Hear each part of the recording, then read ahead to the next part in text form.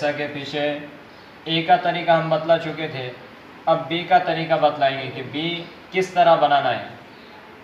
तो देखिए गौर से,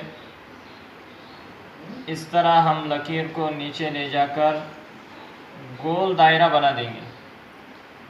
उसके बाद फिर इधर से इस तरह घुमाकर इस तरह बी बना देंगे, तो ये आपका बी बन जाएगा। इसी का दूसरा तरीका है,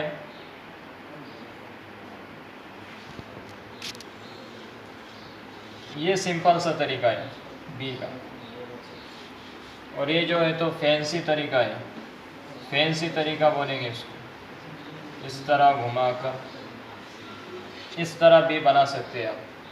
तो ये हमारा आज का बी का कंप्लीट हुआ।